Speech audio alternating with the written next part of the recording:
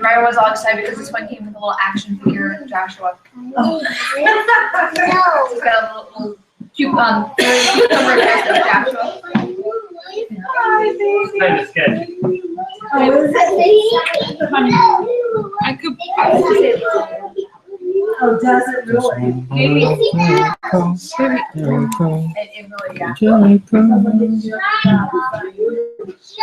The way that they designed the house. Yeah. Give me one moment, 'cause I'm almost done. Give me one moment, 'cause I'm almost done. Almost done. I know. I can't wait. I'm so excited. Is the wheel already set up or? Yeah, it's already set up. I think it's on input 2 on the telly. Where is that? The remote. Oh, it's right behind the little stick, the wooden stick. Yeah. That's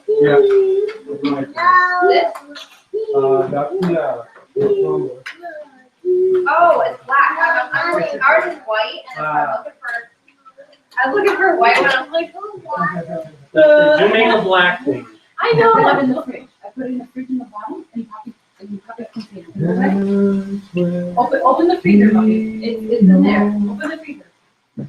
Go.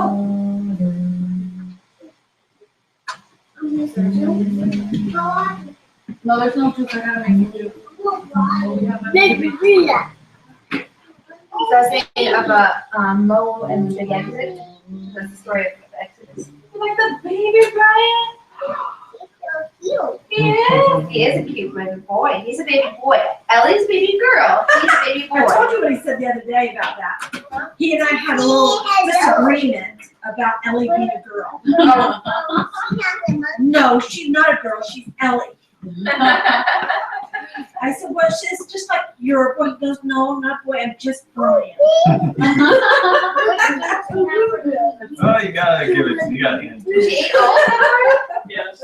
Oh my goodness, you were It's hungry. all about semantics here. Huh? She didn't eat the banana. Oh. Well, he calls her, this is my baby Two-thirds. brother. No, she's your baby. Yeah, she eat She's one a third. girl. To feed her. She's Ellie. I gotta eat the chicken, which is more what I was thinking. Updated. Well, she needs the protein, so. I'm updating. I'm updating. You Oh, go you're yes. being silly. I don't know how to read you. I'm tickling you.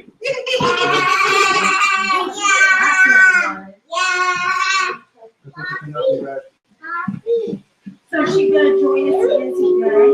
Yeah. In fact, Oh, Sandy, another because she wanted person that's been watching. Someone roll on last Sunday. They go, I had a picture of October, I think it was in New Jersey, and they were going over. They said she was mentioning she was going to church, and it just so happens that she was going to Wayne, New Jersey, and I said, "Are you in Johnny Guns?" And she said, "Yeah, it's the same thing." Ours does. So she, and woman, she is, That's it. she has this hunger for learning Torah. So when So she, she's there. She's All right. ready. she's already starting the computer. One of our went to her computers, house. mine, And the CD player is going on. basically they were just serving us. I told them, listen, like, when it comes to the patients like that, it's right. It's not working great now. Regardless of what, we Yeah, you can technically do it. There's no app you have to install. We'll have to look into that for the future. There are apps you can install to play DVDs on the Wii. But I have to look into it. So I can set up, hey, can you get JoJo's drawers upstairs? You're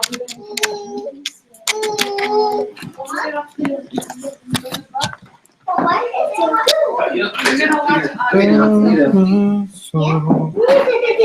about the Bible. To the side of the song. It's okay. It'll be right here, hon. I think on the other side. Let me see. No, it's better if we go over there. 'Cause be easier. Sweetie, I have this playing for thing. It's easier to go there. Come on. Not to not to where that sits down and where the Yeah, sweetie? that even though they're all You can't find your rug? He put it in his room. I don't know where it Jojo, where is. did you put your rug? Jojo. Joe, where did you put your rug? Put your rug. Okay, Do you go I'll change there? my computer. Where do you? No,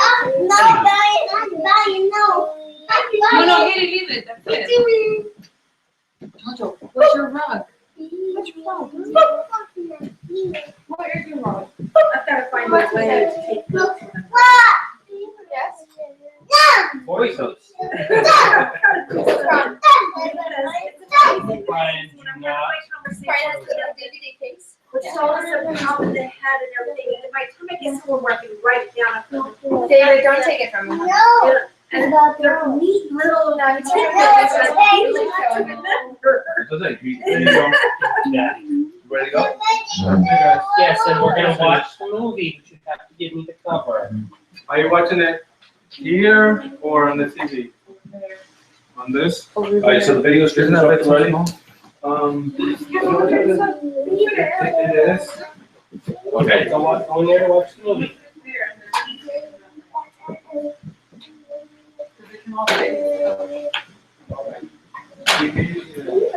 What's a YouTube channel that I can? I'll send it to you.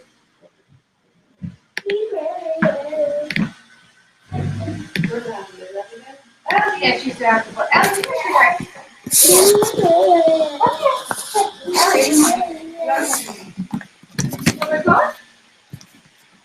Yeah, a good one.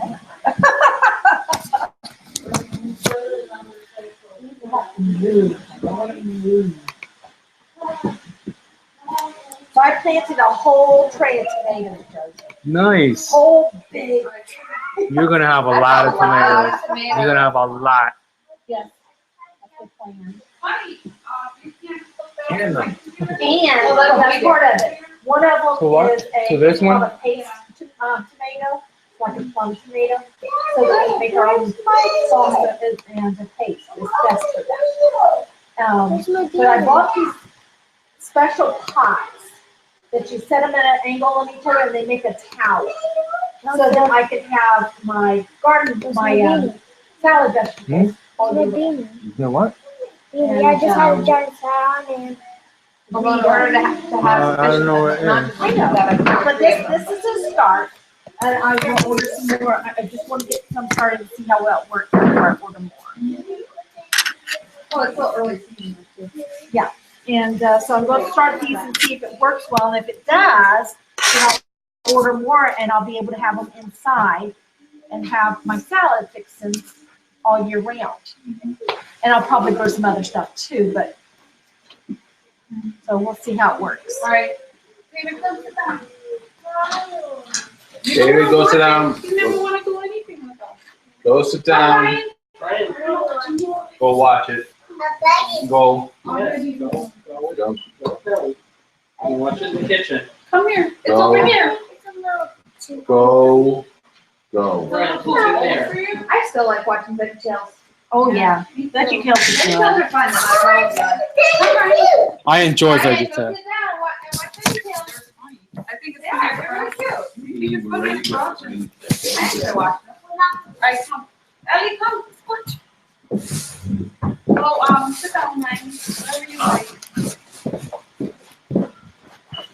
They, did you tell Tammy that we're kind of on? No. You should. She said she wanted to. Okay, no problem. Yeah. All right, you ready? All right. All right. Yeah, it's okay. Well, I'll put the phone next, right between me and the tree so you can take it. Yeah. Do you wanna make any comments or all? How's the bond then? Yeah. It's good. It's good. If not, I can put that facing that way. All right.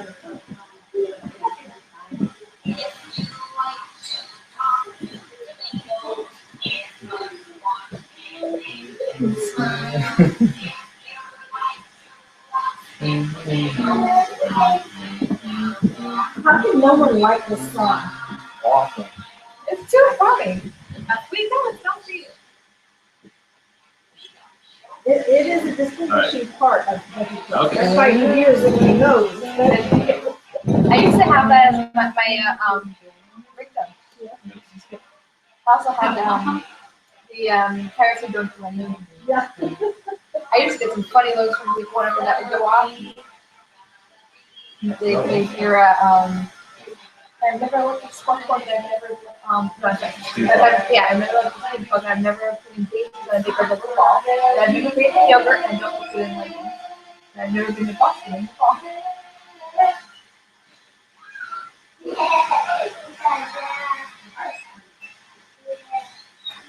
You ready, Joseph? I'm gonna be in 2 minutes. In what? 2 minutes?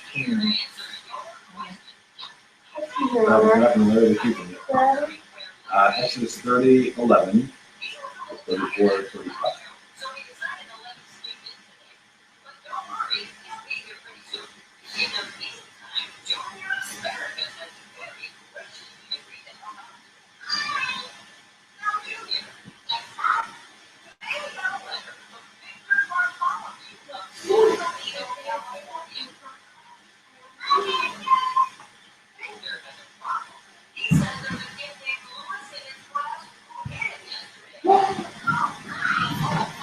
That's nice.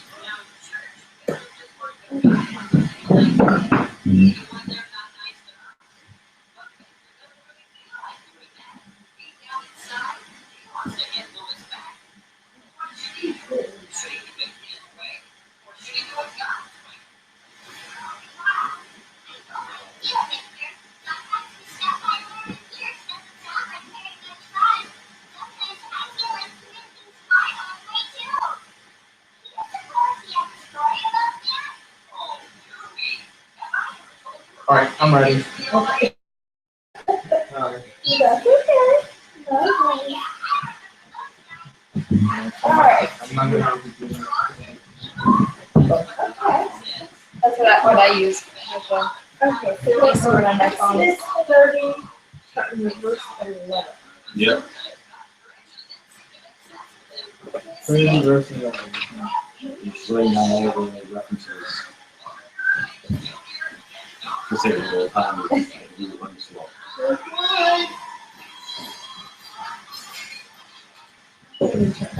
Yeah, just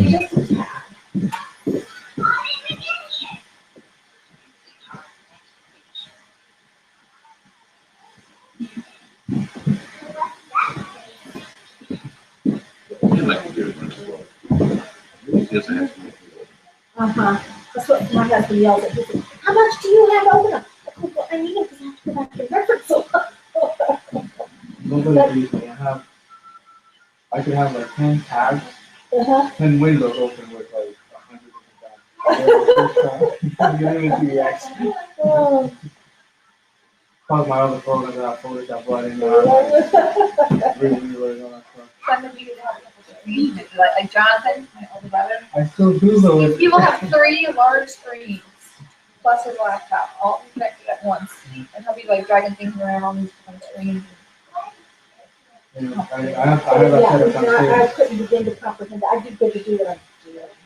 I'm gonna get a bigger monitor so I can have some. Hi. You're sweet. All right. You ready here? All right. Okay. Let's see. There we go. So anybody wants to go to the Easter festival? The No. Wednesday one? No, No? I'm good. No. I'm good. You guys don't want to go with me? No. That's funny. Not interested at all. And there's Wait a moment.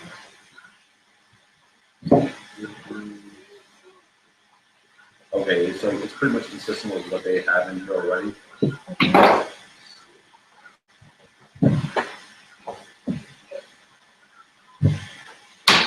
Okay, so So obviously, the first one is Exodus 30, verse 11 to 34, 35.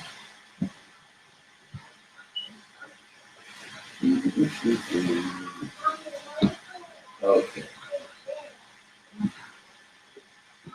I already can skip the mind.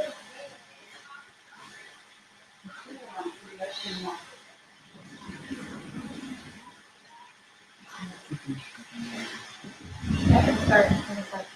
All right, I got it.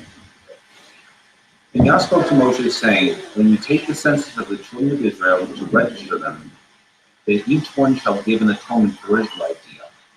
And you register them so that there is no plague among them when you register them. Okay. So. That's yours. Yeah. But this is important. We have to control this. But, so I'm looking at plague. This just, I did not understand this. Okay, there's no plague among them. So I'm looking at plague. The word plague, when you look at it and you will know this, it means uncleanness, punishment. Mm-hmm. So basically, they do this so that it shows there's no uncleanness among them, that they are obedient, that they follow what he says to do. It's not a matter of them doing it for forgiveness, like we're always taught that atonement. It shows that they are being obedient. But it also makes me think if they're being registered, it makes me think of the Book of Life, the Book of Remembrance. They're one and the same. You're registered in it. Okay? And I can't help but wonder if this is not symbolic of that, being registered in his book of life, of remembrance. So, but other thing I wanted to point out, people don't realize what evil means in Scripture, because we think of evil the way the world taught us what evil means. When you go through and define it, evil means disobedience. So anyone who is disobedient to Yahweh, who chooses to be disobedient, is intentionally disobedient, is evil. They are doing evil. That's very different than what the world teaches us. That's what he calls some evildoers, or those who choose to be disobedient. They are called evildoers. So it's kind of definition of evil. Doing something that you know is wrong. Okay, but think about it in world terms. Doing something you know is wrong. Okay, but people think of being obedient to Yahweh, doing Torah. They think of it as bad. That is what so many of us are taught. Will tell you that being an evildoer is doing something that. Okay. Now there may be some smaller definitions that are a little different, but in like the bigger picture, we will all agree that doing something that is evil. So I mean, there are some things that we will agree that are more minute, like fine-tuned things. But everyone would agree that killing somebody that's evil. Okay. Stealing something is evil. Okay, but here's the difference, honey. neighbor. Here's the difference of what he says evil. Evil is what is evil inside of Yahweh, and not man. And that a world teaches us what's in the side of man is evil. I was gonna get to that. But that's where the fine tuning comes in. Is there some of the larger things? I was gonna say that, you see, the biggest problem of the world is that I do what I want and how to do. You see, they don't have a general rule of what is evil according to the Bible.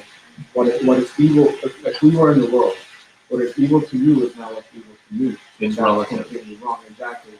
See, truth cannot be relative. There is one truth, and that's it, or else everybody was just governed by themselves. Which is where we are in the world right now. According to their perspective. That's why in this country, is, let's say, if I smoke weed in Colorado, let's say, it's not bad. But if I smoke weed in Here New in York, Connecticut. I think Connecticut is No, bad. Connecticut is legal. Oh, is it now? In Okay. Cleveland, okay. Washington, D.C. Well, So, even if you It's a just very simple example. It's all relative. you But, take Democrats and Republicans, yes, when it comes to the word of they God, see two different things as Yeah. being one thing being evil and the other not. I mean, we can have relatives when it comes to the word Right. of God. so it's really important The when point we I was read. making I know what you're saying. Is that the world as a whole will agree that certain things are inherently evil, no matter who you ask. Killing somebody in cold blood is an evil thing to do, unless you're talking to a sociopath. An example. But that's just because their brains don't work. An example. Even atheists believe that if you rape a child, it's bad. It's evil. So I'm saying that there are certain things that, but it's the fine-tuned things, the more minute things. You know, is it wrong? You know, is it evil to eat pork or not? That's a fine-tuned thing that is specific. It's not the gross, bigger thing. And I agree with you. I think for me though, it's very important that I read scripture to realize when I see the word evil, I see it as saying what is wrong in Yahweh's eyes. Because for me there is a distinct difference, and I need to see it that way to say no because whenever you read it, he says so that there's no plague among them. It's so that no disobedience approaches near you. Right. My question would be: is there a lesser evil? What? I'm sorry. Is there a lesser evil? Yes. Because when we do break Torah unintentionally, it's still evil in Yahweh's eyes because it's wrong. Joseph, can you bring the computer closer? Because one of the people that's watching it says that the audio's not clear. How's that? Like if you put it on the table. Yeah, right here. Yeah, watch out. I said that part. How's that?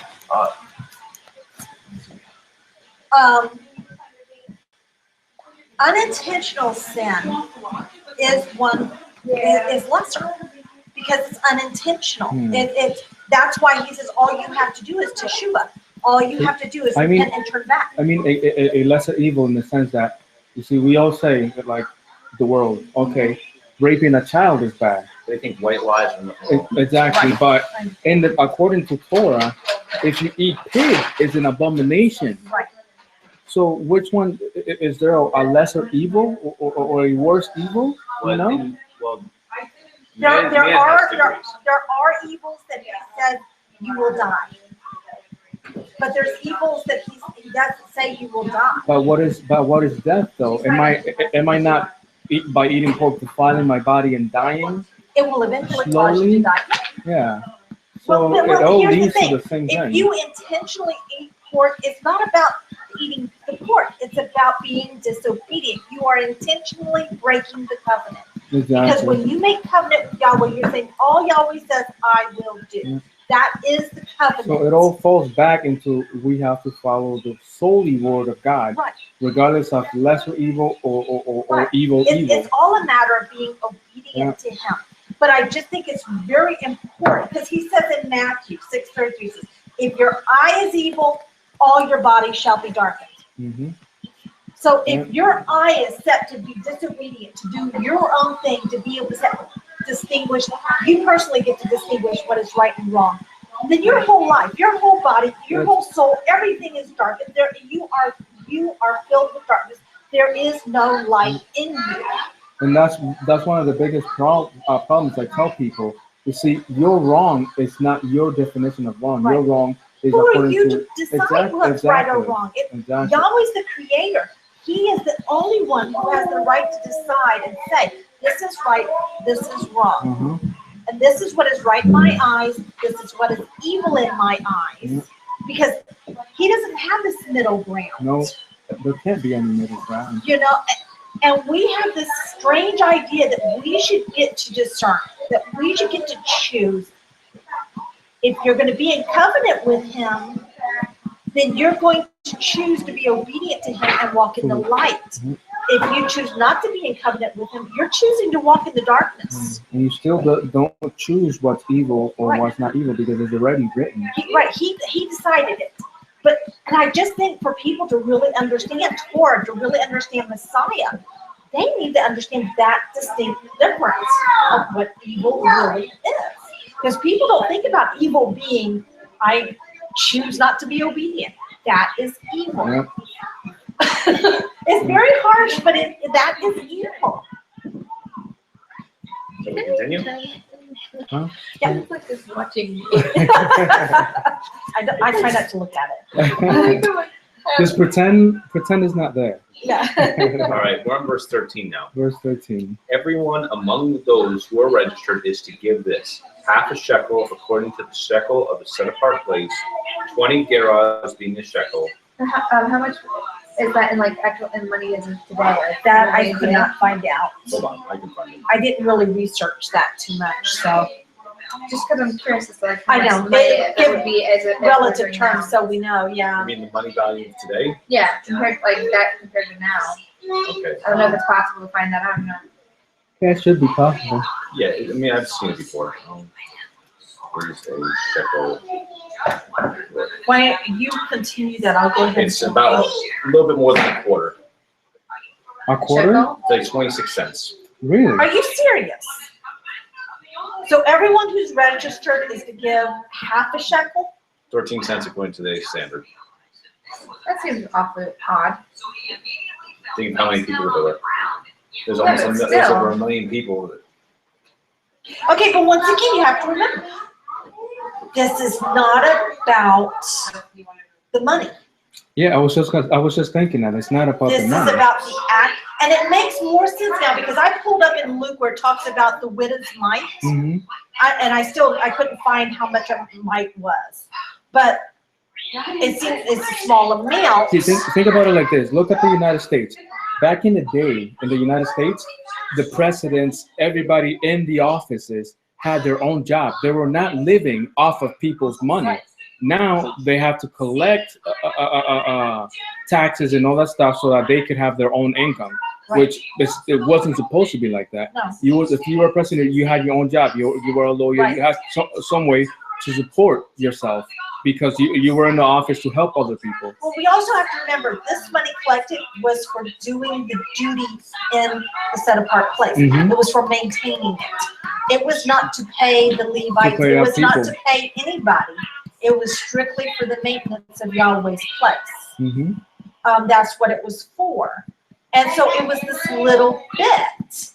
And, so I'm looking at it, and so that pulls in the widow's mite because she was giving. Mm-hmm. Well, she gave Well, about that's the pennies worth. what you put is one Israeli new shekel. That's not necessarily the shekel that they used back then. But you asked for the modern day translation.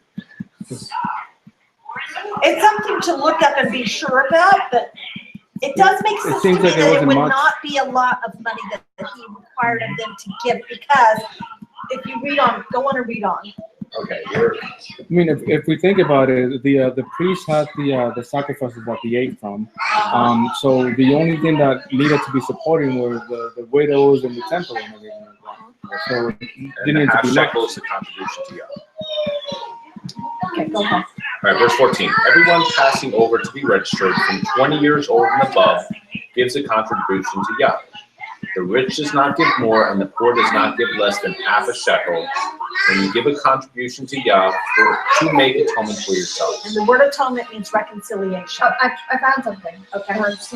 So I'm sorry, I didn't mean to repeat there. So half a shekel is equivalent to approximately 8 grams of silver. And that is equivalent to approximately $5 in today's terms in relation to silver's value today. Okay, but still, it's not a So lot. about $5 per person. That's Not much. not a lot. In That makes a relative little more terms, sense than but it's 13 not a cents. lot of Hmm. money. Per person, no. But with the accumulation, it was about $5 million. Yeah, it'd be a lot, but It's still, not an overwhelming burden, because you notice he says the poor does not give less than half a shekel, And the rich, and the rich does not give more than that. It was an equal amount, so he would not have made it this huge amount that the poor could not afford to do. and even poor could afford $5. So Could afford when you $5. pull this into with the widow's mite, and he says she gave hers, the rich people gave theirs, I get the impression from this that they gave more. And all she gave was, what she had was her $5. And he said hers is greater because of where her heart was. Mhm. no, it's based on the percentage of how much you have. Yeah, but she didn't let that hinder her, where a lot of people say, I can't afford to give. I Right. can't afford to give. I need every penny I have. And she says, no, this is what Yahweh, it shows her obedience. her desire to be obedient and trust him to provide for her because she's being obedient. And that's the huge lesson in Luke. It's about obedience. Everything, I keep finding everything Yeshua taught was about being obedient to Yahweh's word. Exactly. Everything he taught. So anyway, so I like pulling in, oh, this relates to this in Exodus. That's what he was teaching. So that's interesting. Okay. Verse 16. If you think about it, though, if they're collecting, you know, several $1 million from these millions of people, that they're collecting several $1 million to run the kind of meeting, I mean that's still quite a chunk of money per year. They're collecting that once a year. Oh yeah. But it also once a helped take year, care of or- the. It's It's when they're registered. When they register. Oh, it's whenever when they hit 20 years old. It's funny, But didn't we have, when you heard the story of Yeshua and was it Peter? Who they had to go pay their registration because they were the only ones over 20. Yes. So it was Yeshua and Peter were the only ones So over it's 20. almost like it was a regular thing. I think it probably would be a yearly thing. So they would have to have, that way they would have a yearly census So of how many were over if it was a yearly thing, then why would it be unusual for when Yeshua was born for them to call them in? And so that makes sense to me that they're going for their regular time of registration with Yeshua, about the time Yeshua was being born, their regular time for registration, and Caesar decided, it's a good time to tax them too. Yeah. Because they're already here for this. I Uh-huh. mean, they're going to be writing down their names anyway. I'll be able to. Yeah, Caesar was kind of changed to the regular time. And that's maybe why it was a little more chaotic of the change of registration. Because I don't think that, this is not indicating that place to register. Oh, yeah, they did. They went to the tent of meeting to register. Okay, but I'm talking about like whenever Yeshua was born, they wouldn't have had the tent of meeting. They had They the would have temple. had various temples. No, they had temple. Just One temple. one temple. temple. Then why is it that Caesar said to go back to their house of lineage? So not everyone would be part of the house of David. Okay, is that how it says? It said back to Okay. their birth. Well, that's- or their birth. It's telling him to go back to Well, that was because he was the taxation. house of David. He went back to Bethlehem because he was had the house of David. That's why I'm saying I think that Caesar changed the way that they would have done things. It's possible. It's possible. And just that they go back to that certain location rather than going back to the location they would normally go, or something like that. Anyway, it's an interesting thing to ponder. And besides, the temple was not in Bethlehem. Oh, I know that. I know that. But everyone would have been heading that way.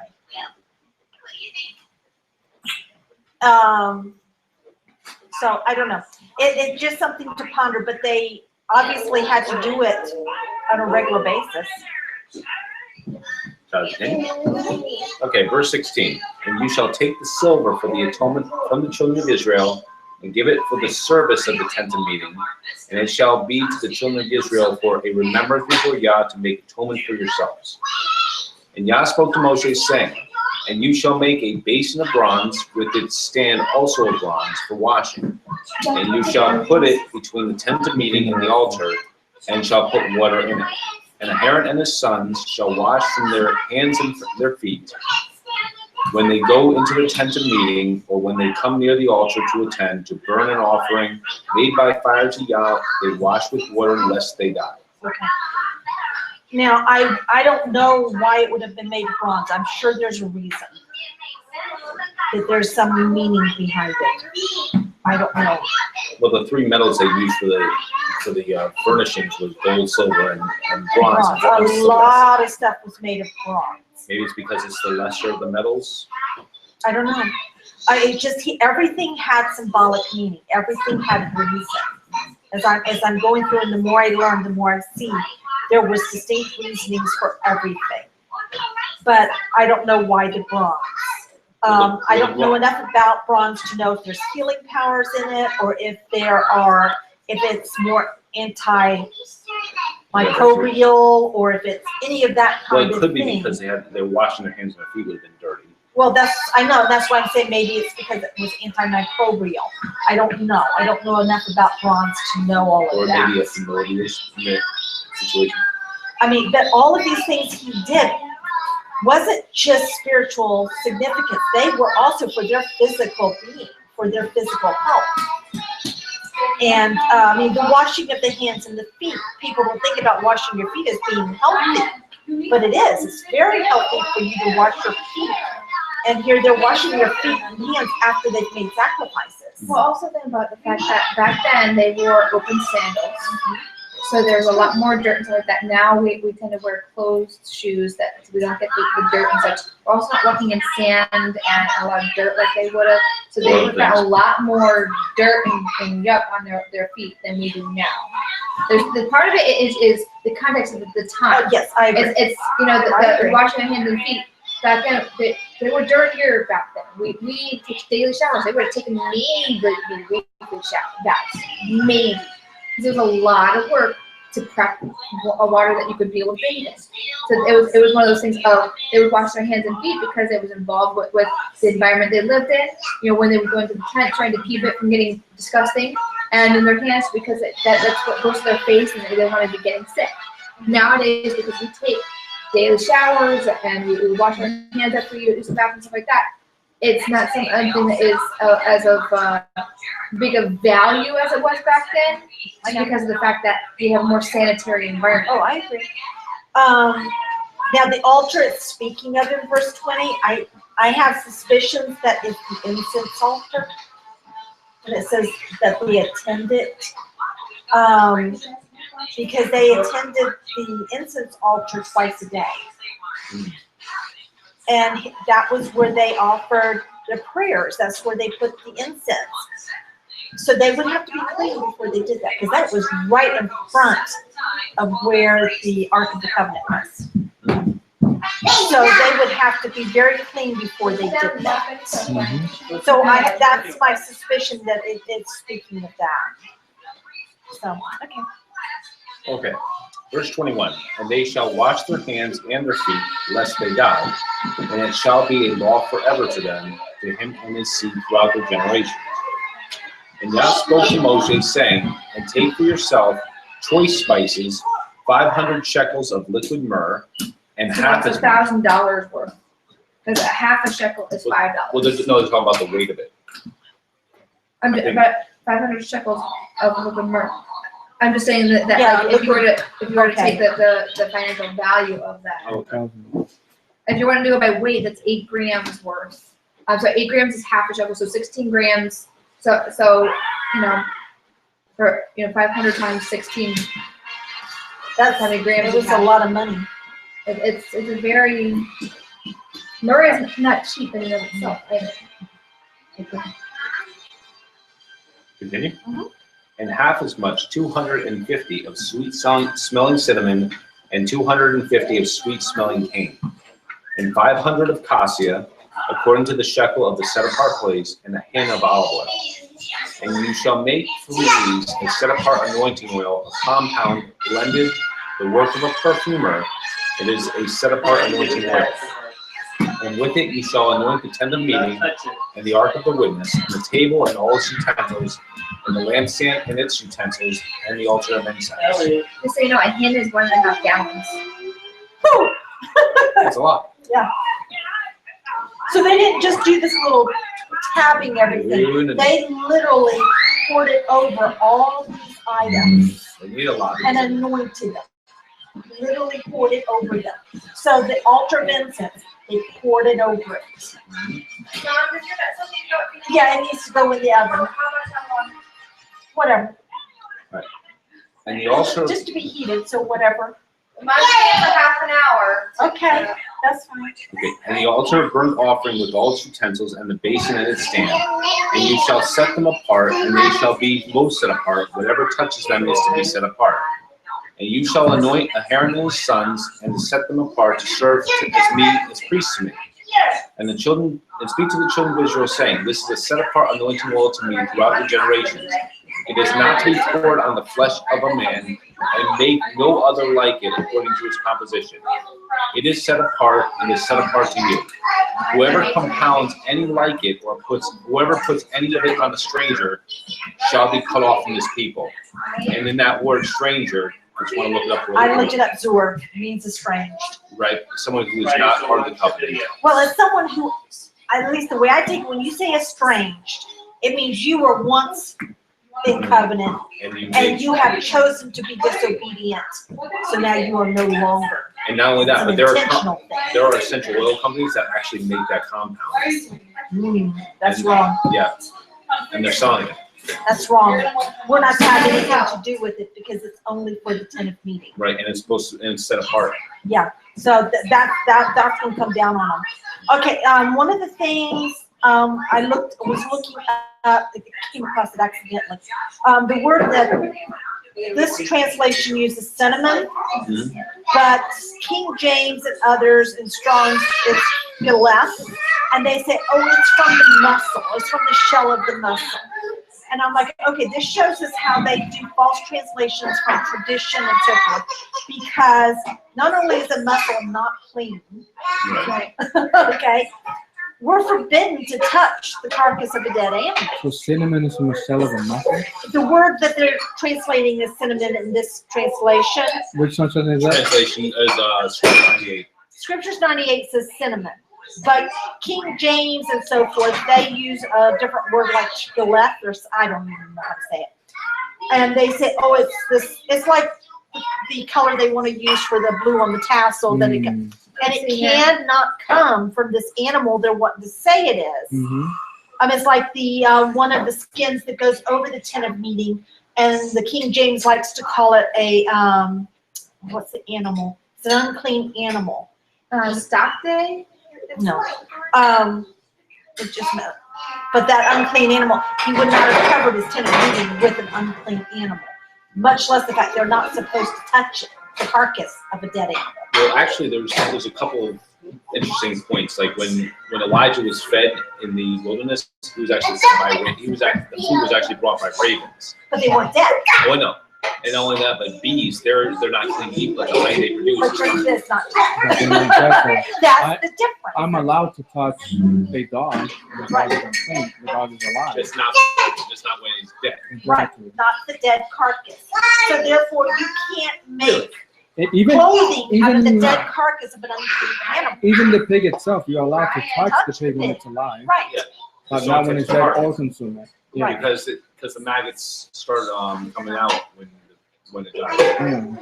Right, so it's, so I just wanted to point that out, that you really have to be careful with translations a lot of times, even Strong's and B2B and all that, when they put these words in there, if it contradicts Torah, it's wrong. Right. In fact, the King James Version in Leviticus 11:22 has beetle as a clean meat insect, which is wrong. It's wrong. It's actually an error. So, I just wanted to point that out. Okay, go ahead.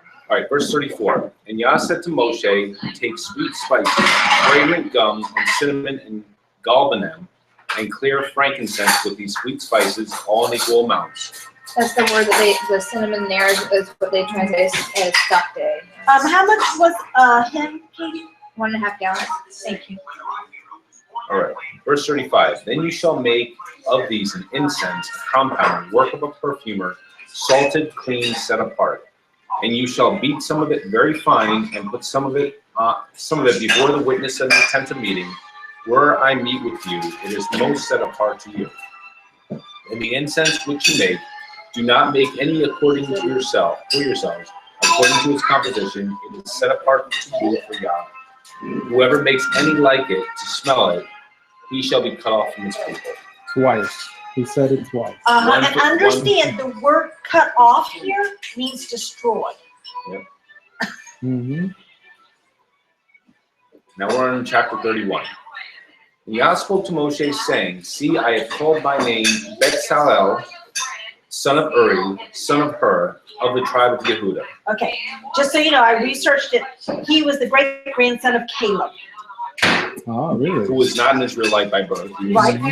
But I found it interesting that here, you know, he's showing us evidence that Caleb had a different spirit in him. He taught his children to be obedient. His children taught their children to be obedient. He's doing what it says, train up a child in the way he should go. Yeah, exactly. In Deuteronomy, he says, you shall impress them upon your children, and they shall teach them to their, it's for all generations. You know, that's why he says it's for all generations, because you're supposed to tell your children, they tell their children, they tell their children. Everybody is obedient. So I found, okay, so he's showing us evidence of what happens when this guy is given a very special duty to do because he has an obedient heart. Well, Yah said that he loves them who keep his commandments, even to 1,000 generations. Yep. Okay, verse 3. And I have filled him with the spirit of all in wisdom, and in understanding, and in knowledge, and in all work, to make designs for work in gold, and in silver, and in bronze, and in cutting stones for setting, and in carving wood, and to work in all work.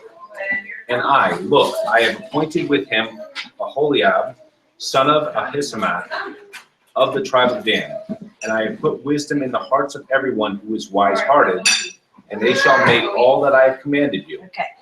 You need to understand what wise-hearted means. And I put it in my definitions. It means accepts the commands. Wise-hearted? So he puts wisdom, and wisdom is understanding of his word. So he put the understanding of his word into the hearts of everyone who accepts his commands. That's what that's saying. So continue.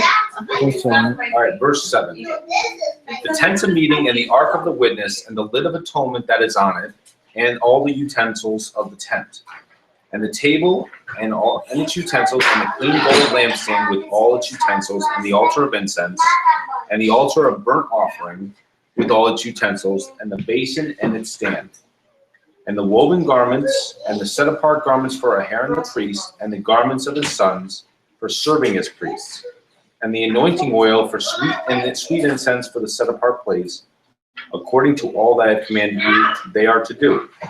Okay. Forgot to make this comment about the oils and everything. Okay, because Kenny and I are very into the essential oils, and I've sent y'all stuff about frankincense. I'm amazed at how good frankincense is for you. Okay, I think that the anointing oils were not just incense that he had them make; it was also for the health of priests. The high priest was to go and offer it at the morning and at the night. It represents his prayers, our prayers, okay? But think about it. He's inhaling these essential oils morning and night. Well, he wouldn't have been inhaling essential oils. He would have been inhaling oils, but not essential oils. Very, very different. They are very, very different. Essential oils are much more concentrated, a lot more dangerous to have direct contact. Okay. Regardless, these are the oils. If they were just straight up oil, where they're just the pressed item, that would be just a regular oil, and that's what they would have been able to create. But the regular oils for frankincense, cinnamon, and myrrh, which are the big ones in there, those all have great health benefits in a variety of different ways. Yeah, and so I can't help but think that, okay, this is part of why he's having them do this, to keep them healthy. Because of how heavy duty their jobs were. They maintained the light all night long. Morning and night. This was not an easy job to be the high priest. Okay. He had to keep them healthy. And with all the things burning too, I mean, you're inhaling burned flesh all day. Yeah. So having the incense to help counteract the influence of the carcinogens you're inhaling through all that burning would be a good idea. Yeah. Because if I remember correctly, I could be wrong here on my memory, but if I remember correctly, oil of cinnamon is beneficial for helping reduce free radicals, which you get from inhaled smoke. There's one way you get free radicals. Cool. So, okay. So see, none of this stuff is just coincidental that he chose these things. He's keeping these men healthy to do the duty, keeping them clean and ability to do it. I find that amazing. I think that's awesome. Yeah, I know what he was doing. Oh, yeah. Do you want to keep watching the movie? Okay, so we're in verse 12. And Yah spoke to Moshe, saying, and you speak to the children of Israel, saying, my Sabbaths you are to guard by all means, for it is a sign between me and you throughout your generations, to know that I, Yah, am setting you apart. Okay. This is seriously important, people. And people just read over it and they're just, okay, so we're supposed to keep the Sabbath.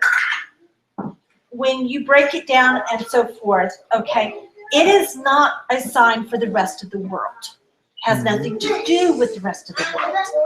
It is a sign between you, if you choose to be obedient, and Yahweh. Okay? It is a distinguishing mark is what the Marriage word. certificate. Okay. Well, it is like a seal. What it is. It is Marriage your certificate. it is your seal that you are know that Yahweh cleanses you. Because sanctify means to cleanse. So that's what it is. It's saying, I know that Yahweh cleanses me. Therefore, I keep his Sabbath. And it is a seal of who you're in covenant with. And so and that's when he says in 2 Timothy, the solid foundation of Elohim stands firm, having this seal, Yahweh knows those who are his. You keep the Sabbath, you're saying, Yahweh knows I am his.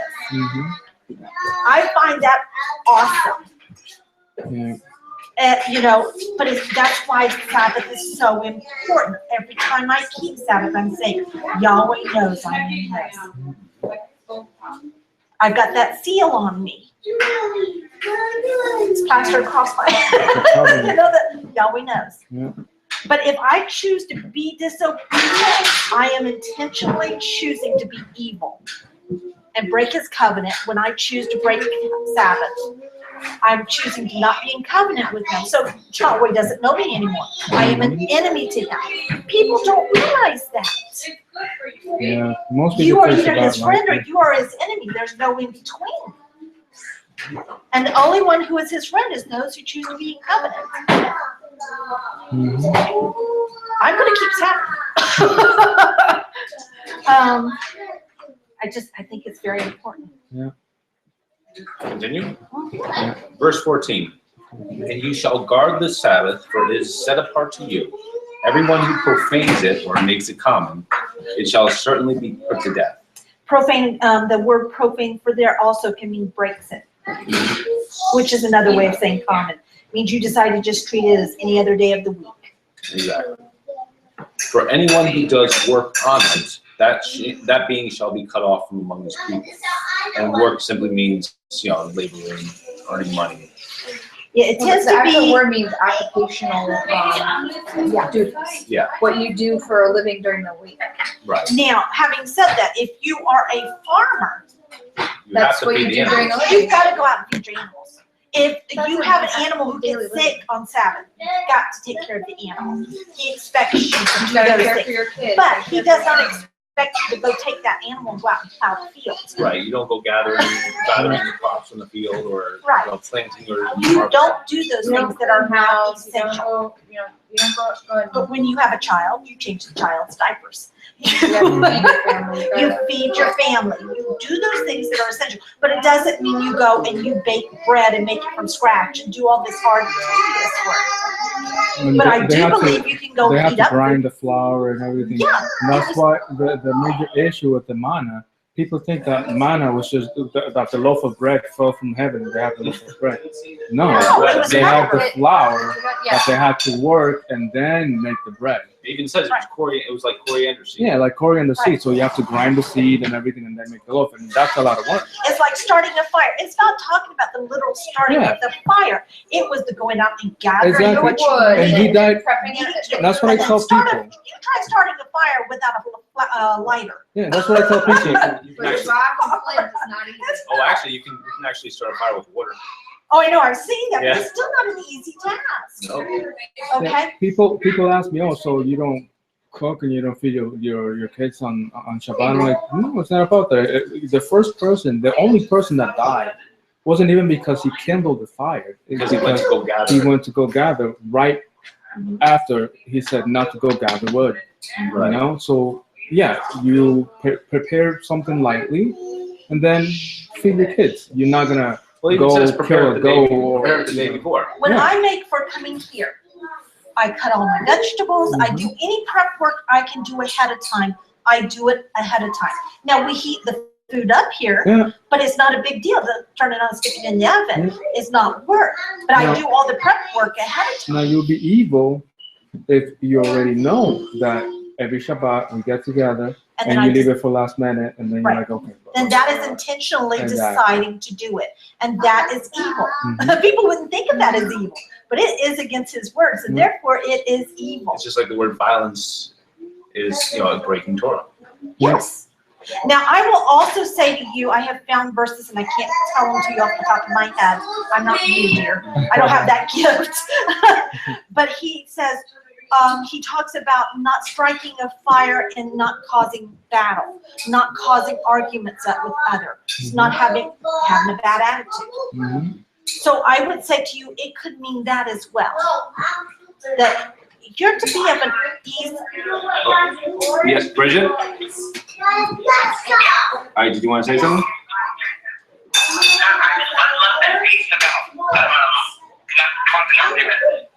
Oh, yes. Hey, what? It's supposed to Not causing because- arguments. Oh, Yeah, we're yeah. supposed to have a peaceful time. And so if you're doing But anything. I think it will be evil though, like on Shabbat, because I've caught a lot of people, in that state of mind. If you leave the argument for after Shabbat, you already had it in your heart. So Right. you already It's in your sinned. You heart. went into Yes, Shabbat with I that agree. evil mentality. So you're Right. still sinning anyway. Yeah. So it's about a state of it mind says, don't hold before a and grudge. after. Yeah, exactly. Exactly. It is all about attitude. It's about a state of mind. In fact, you weren't even allowed to A offer state of your gift mind. until you made it right. And so I State would of mind say all that the time. if you have an issue with your brother before Sabbath, you should clear that up. Yeah, So that before- you are not holding it in your heart. And Exactly. you're not having a negative attitude. Because how can you be in his word and be peaceful being in his word Exactly. if you are holding a grudge and Which having means- What does John the Apostle say? If you hate your brother who you have seen, how can you say who you haven't seen? Right. Yeah. Right. So you can't pretend to be all nice and dandy on Shabbat, and then after Shabbat, you're like, oh, I still hate you. Right, Then exactly. what value was Shabbat to you, Yeah. So I think it was a whole lot more to that. So anyway, we got off. Go ahead. All right, we're on verse 15. 6 days work is done, and you said occupational. And on the seventh day is the Sabbath of rest, set apart to Yah. Everyone doing work on the Sabbath day shall certainly be put to death. Okay, now do you know why it says shall be put to death? Because people will say, oh, but I didn't die the first time I did. It's not. It says you shall be put to death. That means when all is said and done at the end of time, you are destroyed. You're going to be put to death. You are going to be destroyed because you are not in covenant with Yahweh. So therefore you do not have access to the Messiah.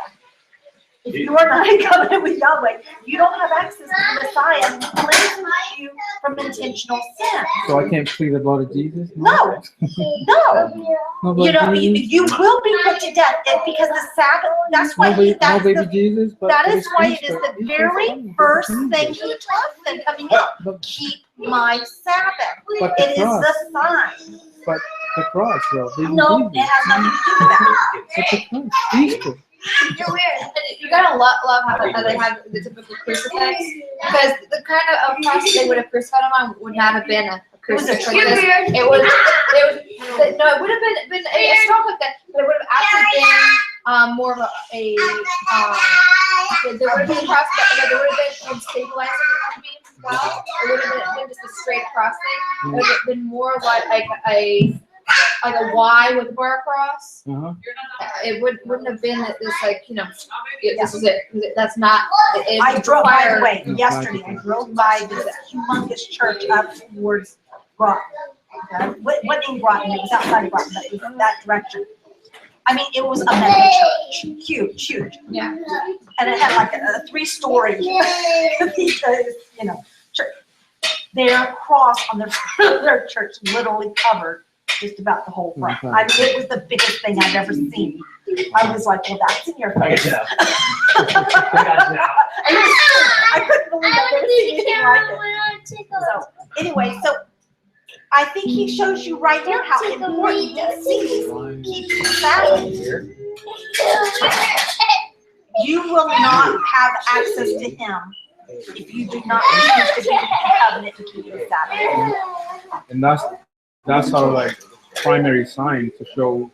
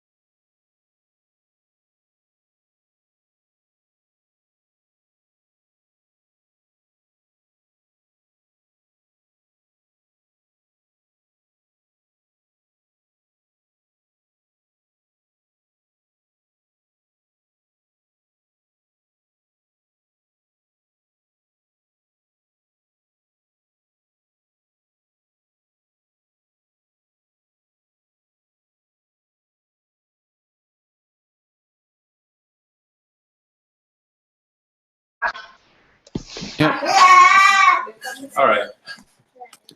check if it's the same link. Let me see. I seriously doubt it's going to be, but try it. Yeah, Yeah, same okay. link. I just have to refresh the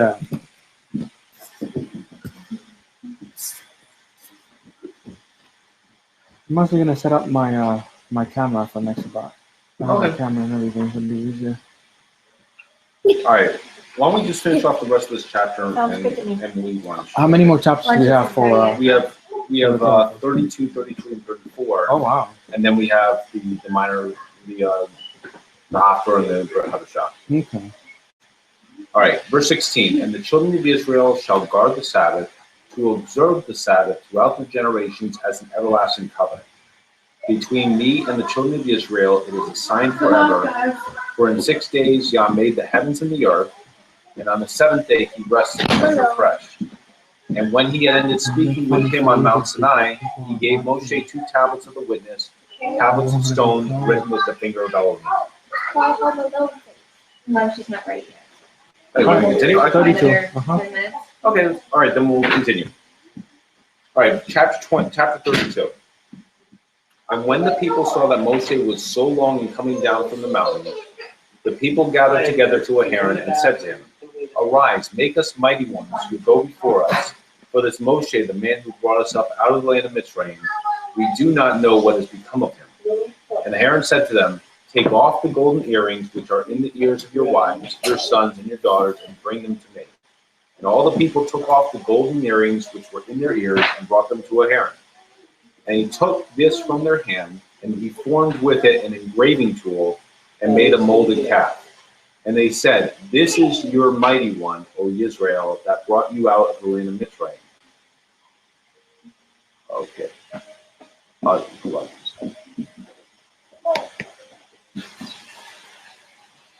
love how you called the calf Yahweh. He had to call it Yahweh. Right. Because they're taking what they did in Egypt and trying to apply it to Yahweh and say, okay, this is good because we're still worshiping him. We're just doing it the way we know how to do it, how we always done it, what we feel comfortable with. That's very much how we are in the world today. It's exactly like these other religions, you know. We actually theology worship pretend. Yeah, we pretend that it is for him, but it's completely the opposite. And he says, no, you do it the way I say you do it. I'm the one you're worshiping. That's when the whole thing of it doesn't mean that anymore goes out the window. Yeah. Whenever, as soon as you say something, you know, well, it doesn't mean that, or it doesn't mean that to me. That's the thing, or yeah. It doesn't mean that to me. It's like Christmas. Christmas is the perfect example. It's just like the golden calf. Yeah. Well, in fact, the word Christmas, if you look up the word mas at the end, it's a Latin suffix that means to dismiss. Okay. But it goes back, the same thing was said in the garden. Surely you shall not die. He didn't mean that. Surely he didn't mean that. Yeah. It's the same thing. He's saying the same thing right here whenever they built that. Surely he will not kill you if you do it wrong. Right. But he Tell that to But he says he will. He is the creator. He has the right to say what he chooses. in fact, tell that to Nadab and Abihu. Nadab and Abihu who offered Oh, the same yes, fire. yes. Okay, where are we at now? Verse 5. And Aaron saw and built an altar before it, and Aaron called out and said, tomorrow is a festival to God. And they rose early on the next day and offered burnt offerings and brought peace offerings. And the people sat down to eat and drink, and rose up to play. And God said to Moshe, What is that word play? I don't know.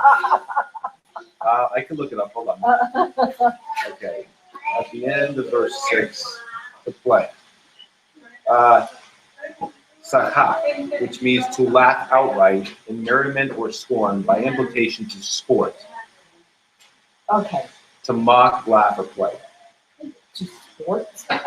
Well, you remember when it says that Isaac was sporting his wife? I know that's Caressing. what I was going to say. It sounds very much like it was Orgies? Yes. They were having orgies on that day. They were eating, drinking, and being That's merry. a supposition now. It It is. is a supposition. It is. Just But it was a common If you thing look, they did. the thing is, you have to assimilate to where they came from. If you look at the custom of the people, especially Israel back in the day when they used to do these type of things, they used to do orgies and everything like that. It's primarily more doing the orgies than the Egyptians did. they actually The found Egyptians were big on nudity. But this was just the Egyptians. they actually found a huge what's called things on the wall. Oh, hieroglyphs? Hieroglyphs about depicting all of that, and they were like really into the orgy, like you don't even know. Yeah. Well, you know that the word orgy actually means 4 or more people with their shoes off. Shoes off. Bare feet. That's what it actually means, is that to have a bunch of people barefoot. Okay. But now it's become like to multiple people having sex with each other. Yeah. It's like a word game. You never meant what it meant now. It used to be gleeful or happy. Okay. Yeah. Verse 7. All right, and Yah said to Moshe, go, get down, for your people whom you brought out of the land of Mitzrayim have corrupted themselves. They have turned aside quickly out of the way which I commanded them. They have made themselves a molten calf and have bowed themselves to it and slaughtered to it and said, this is your mighty one, O Israel, who brought you out of the land of Mitzrayim. And Yah said to Moshe, I have seen this people, and see, it is a stiff-necked people. And now let me alone that my wrath might burn against them, and I consume them, and I make you a great nation. Make of you a great nation. Now, did the people know Right? they were serving for another god? Well, he specifically said, "Do not make any graven images." They had just heard him speak the word. He had just spoken the commands out loud to them and told them, do not make any graven images. I don't think it was. Uh-huh. And so, yeah, I think they did. Whether they understood it or not is another story. But they were still wanting to go back and do their own thing, because I don't think their faith was in what Yahweh said. Their faith was in Moses. It was in a person. Right.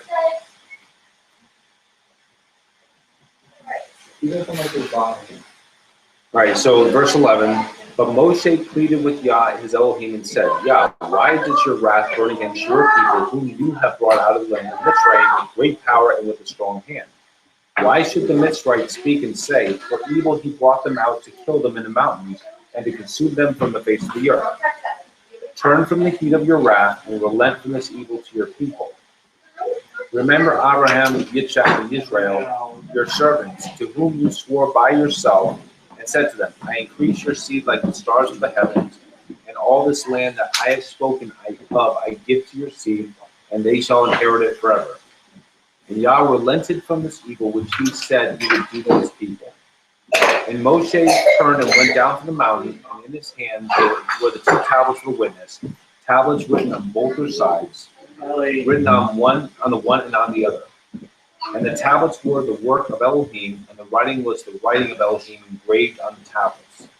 And Yehoshua heard the noise of the people as they shouted, and he said to Moshe, a noise of battle in the camp. But he said, it is not the sound of those who shout in might, nor it is the sound of those who cry out in weakness, but the sound of singing that I hear. And it came to be, as soon as he came near the camp, that he saw the calf in the dancing, and Moshe's displeasure burned, and he threw the tablets out of his hand and broke them at the foot of the mountain. Okay, so I find it funny here he just said youngly, oh, don't destroy them, they're your people, and I don't think Moses understood what he was saying. He said, let me destroy these people and make of you a great nation. I think he was telling Moses right then, these are not my people because they're choosing to be disobedient. You are my people because you are being obedient. And I don't think Moses got that. And I don't think Moses realized what they were doing. Right. And so then he loses his temper. Who knows? He may have said, you know what? I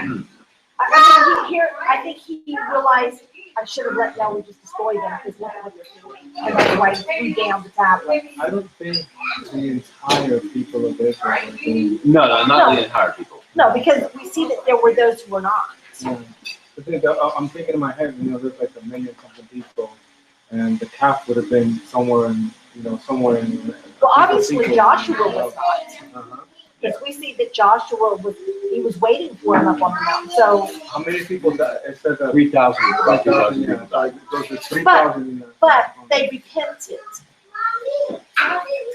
And you have Aaron, whether he was participating in the worshiping or not, He actually he won. assisted it. He actually made it. Yeah. So to me, I take a huge lesson from that I cannot assist others in doing false worship. Oh, it gets really interesting later. So I can't assist my husband when he goes to his church and they're doing something. I can't assist my husband in that church.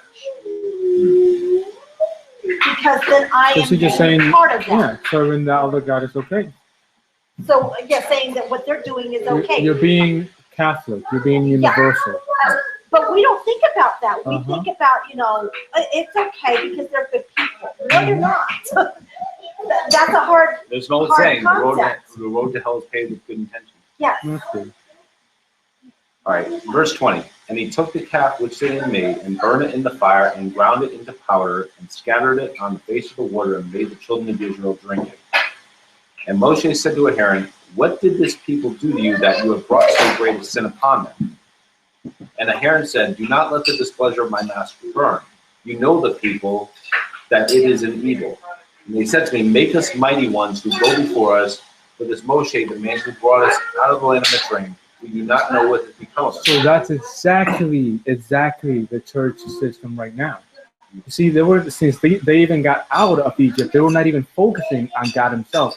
They were focusing on the image of Moses. That's why when Moses wasn't there, they decided to make a calf because they didn't see. Well, They needed a physical Exactly, symbol. they didn't see in something. chapter 20, verses 18 and 19, they basically were backing away, and he said, let us not hear his voice anymore, for we're afraid we're going to die. Yeah. That was their first step right Mhm. there, not wanting to hear him speak. Yeah. And this is where Aaron makes his But we excuse. but in verse 20 here, where he grounds it to powder, puts it on the water and makes them drink it.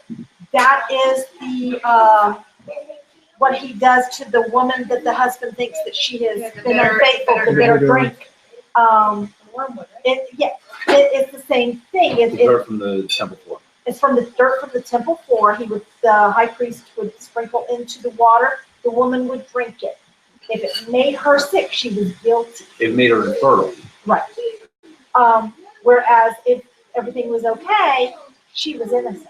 It would pass through like a This is the same thing he's doing here. They were unfaithful. And I think some of it is a psychosomatic thing. Because if you're guilty of something, it's going to get to you. Yeah. It's going to eat away at you. You're going to react because it's like someone who takes a polygraph. It's going to shut. Yeah. You can lie all you want to. No, I didn't. But your heart's going to start because you're lying. It's going to shut. Your heart's going to give you away. Oh, really? Right. So I think it is a matter of the conscience is what is a huge, powerful thing. And so here, that's what I think it's about. Okay. All right, now here's where Aaron makes his excuse. And they said to me, "Make us mighty ones who go before us, for this Moshe, the man who brought us out of the land of Mitzrayim, we do not know what has become of him." And I said to him, "Whoever has gold, let them take it off." And they gave it to me, and I threw it in the fire, and this calf came out. That's a lot different than what really happened. That sounds like Haiti. It just came out. It just came out like a child. It reminds me when I was a little girl, like 5, I guess, or something like that. We had this huge rose bush, and I would walk by, and I got hurt by the thorns of it. And I would cry to my daddy. He said, "Well, why'd you go mess with it and bump it?" I didn't. He said, "So you're saying it just jumped out at you?" Yes. I still remember that. Yeah, that's what it makes me think of. Is It just came It out. just happened. It just happened. Yeah, exactly. And how much are we guilty of that? That we say, "Not my fault." Did you put yourself in the circumstances for this to happen? And it's like if you're have Sabbath and you choose to go play a sport on Sabbath and you get injured and have to go to the hospital and have to go buy medicine and all that, you've broken Sabbath. And you caused other people. And you've caused other people to do it. It's not my fault I got injured. You chose to put yourself in a circumstance that brought it about. Now, I'm not saying that every time a baby decides to be born on Sabbath. Yeah, they had to circumcise the baby. You're walking up the stairs and you trip and you fall and hurt yourself. I'm not talking about that kind of thing. Things do happen. But I'm talking about when you put yourself in circumstances that bring it about.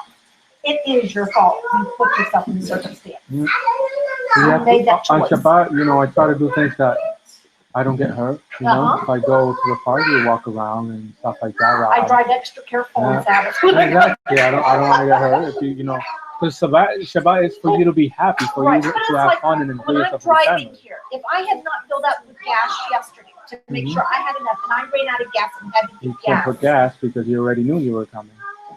But when I stopped to get gas, it's my fault. I'm breaking Sabbath. Mm-hmm. I made that choice not to be prepared. Yep, exactly. Now my car breaks down. Because of a mechanical failure, there's nothing you can do about that. It happens. And then I have another choice I have to make of how to deal with that. Mm-hmm. Okay. But, so. All right. How far are we? We are Yeah, Dolphins was What gonna verse? go. Okay, we're on verse 25. We'll stop on verse 24, and then we'll resume Well, just- verse 25. Read it quickly. Yeah, let's to just go 35. on through Just go, 35, yeah. just finish Yeah, 32. just finish it. And Moshe saw that the people were let loose, for Aaron had let them loose to their shame among their enemies. And Moshe stood in the entrance of the camp and said, "Who is for Yah? Come to me." And all the sons of Levi gathered themselves to him. And he said to them, "Thus says Yah Elohim of Israel, each one put his sword on his side, pass over to and fro from gate to gate in the camp, and each one slay his brother, and each one his friend, and each one his relative." And the sons of Levi did according to the word of Moshe, and about 3,000 men of the people fell that day. And Moshe said, "You are ordained for Yah today, since each one has been against his son and his brother, so as to bring upon you a blessing today." And it came to be on the next day that Moshe said to the people, "You have sinned a great sin, and now I am going up to Yah, if I might atone for your sin." And Moshe returned to Yah and said, "Oh, these people have sinned a great sin, and have made themselves a mighty one of gold. And now, if you would forgive their sin, but if not, please blot me out of your book which you have written." And Yah said to Moshe, "Whoever has sinned against me, I blot him out of my book." Key verse right there. That is what it means by "you shall die." Yes. And now go, lead the people to the place of which I have spoken to you. See, my messenger goes before you, and in the day of my visitation I shall visit their sin upon them. And Yah plagued the people because they made the calf which Aaron made. Okay, do you know what the day of his visitation is? The last day. The last great day. It's when he comes and brings wrath upon those left. Mhm. That is the day of his visitation. The And great that and is dreadful that day. right, the great and dreadful day. And that is when the people will suffer who are not written in the book. And he says, when it says sin here, it means intentional sin. So whoever has intentionally sinned, chosen not to keep the Sabbath, all these things, I blot him out of my book, the book of life, the book of remembrance. He blots you out. I don't know how much more plainer you can be. It is about what you do. Oh yeah. But then You again, either choose to be obedient or you choose not to. If you choose to be obedient and do your best to do so, you're written in that book. But you can be blotted out if you turn away. Very different than what I was raised with and taught. Very different. all right, if you want to pause the video and we'll resume it later. Bye, guys. We will resume in a few.